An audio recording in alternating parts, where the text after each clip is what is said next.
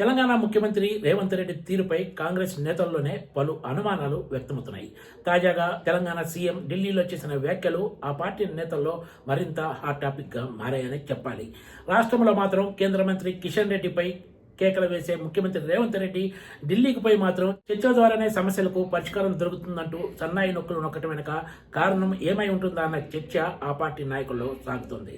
ప్రధాని మోడీపై విమర్శలు చేయడానికి ముఖ్యమంత్రి రేవంత్ రెడ్డి ఏమాత్రం సాహసించడం లేదని చెప్పొచ్చు.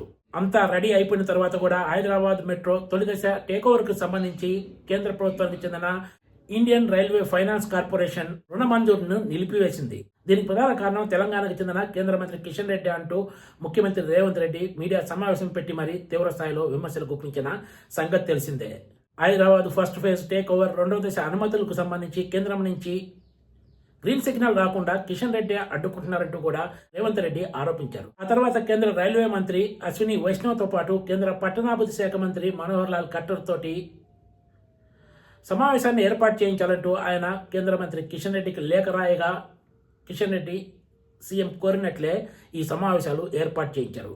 ఈ సమావేశాలు ముగిసిన తర్వాత కూడా ముఖ్యమంత్రి రేవంత్ రెడ్డి చర్చలు ఫలప్రదంగా సాగాయంటూ సోషల్ మీడియా వేదికగా ఒక పోస్ట్ పెట్టారు. కానీ కొద్ది రోజుల క్రితమే తిరిగి సీఎం రేవంత్ రెడ్డి ఈ సమావేశంలో చర్చలు జరిపినట్లు, మెట్రో తొలి దశ టేక్ ఓవర్ రెండో దశ ప్రాజెక్టుకు సంబంధించి సమగ్ర అధ్యయనం కోసం ఎస్బీఐ క్యాప్స్ నియామకం ఇంతవరకు జరగలేదని, దీనికి సంబంధించిన మోడాలిటీస్ కూడా ఖరారు కాలేదంటూ కూడా ఆయన తన లేఖలో ప్రస్తావించారు.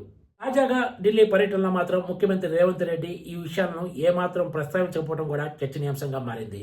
అసలు ముఖ్యమంత్రి రేవంత్ రెడ్డి వైఖరి ఏంటో అర్థం కావడం లేదనే చర్చ కాంగ్రెస్ నాయకుల్లోనే ఉంది. కేంద్రంలోని మోడీ సర్కార్ తెలంగాణ కోరుకున్న ప్రాజెక్టులు ఇస్తుందా అంటే అది కూడా ఏమీ లేదు. అయినా సరే ముఖ్యమంత్రి రేవంత్ రెడ్డి ప్రధాని మోడీపై ఒక్కటంటే ఒక్క మాట మాట్లాడటానికి కూడా సాహసించడం లేదు. దీంతో తెలంగాణ ముఖ్యమంత్రి రేవంత్ రెడ్డి పూర్తిగా ప్రధాని మోడీ కంట్రోల్లో ఉన్నారా అన్న అనుమానాలు కూడా కాంగ్రెస్ నేతల్లో వ్యక్తమవుతున్నాయి.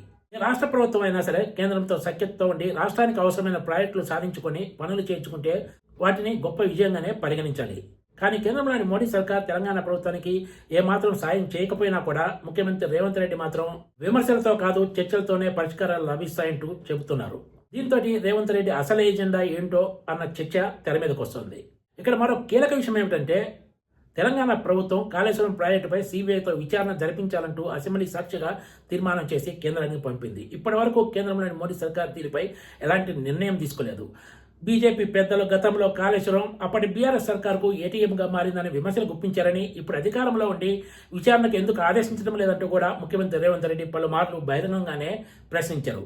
అవసరమైతే తాను ఇరిగేషన్ శాఖ మంత్రి ఉత్తమ్ కుమార్ రెడ్డి ఢిల్లీకి వెళ్లి ఈ అంశంపై సీబీఐ డైరెక్టర్పై ఒత్తిడి చేయడానికి కూడా ఏమాత్రం వెనకాడమని ప్రకటించారు. కానీ ఇంతవరకు అది జరగలేదు. ఇదే అంశంపై అవసరమైతే ఢిల్లీలో ధర్నా చేస్తామని కూడా చెప్పుకొచ్చారు. కాళేశ్వరం విషయంలో మొదటి నుంచి కూడా ముఖ్యమంత్రి రేవంత్ రెడ్డి తీరు పలు అనుమానాలకు కారణమవుతూ వస్తుంది. రాష్ట్ర ప్రభుత్వం నియమించిన విచారణ కమిషన్ పరిధి నుంచి అత్యంత కీలకమైన అవినీతి కాంపోనెంట్స్ను పూర్తిగా తొలగించి ఎంపిక చేసిన కాంట్రాక్ట్ సంస్థలను కాపాడటంతో పాటు ఇప్పుడు తెలంగాణ సర్కార్ల వాళ్లకు పెద్దపీట వేస్తున్నారనే విమర్శలు కూడా ఆయన ఎదుర్కొంటున్నారు. ఒక మాటలో చెప్పాలంటే ముఖ్యమంత్రి రేవంత్ రెడ్డి కాళేశ్వరం ప్రాజెక్టులో అవినీతికి పాల్పడిన వల్ల కొమ్ము కాస్తున్నట్లు స్పష్టంగా కనిపిస్తుందని అధికార వర్గాలు కూడా వ్యాఖ్యానిస్తున్నాయి. ఒకవైపు కాళేశ్వరం ప్రాజెక్టుపై నిత్యం విమర్శలు చేసుకుంటూ మరోవైపు అవినీతి పనులను రక్షించడం ద్వారా గత ప్రభుత్వానికి ప్రస్తుత కాంగ్రెస్ ప్రభుత్వానికి తేడా ఏమాత్రం లేకుండా పోయిందనే చర్చ కూడా సాగుతోంది. Please subscribe TGTV.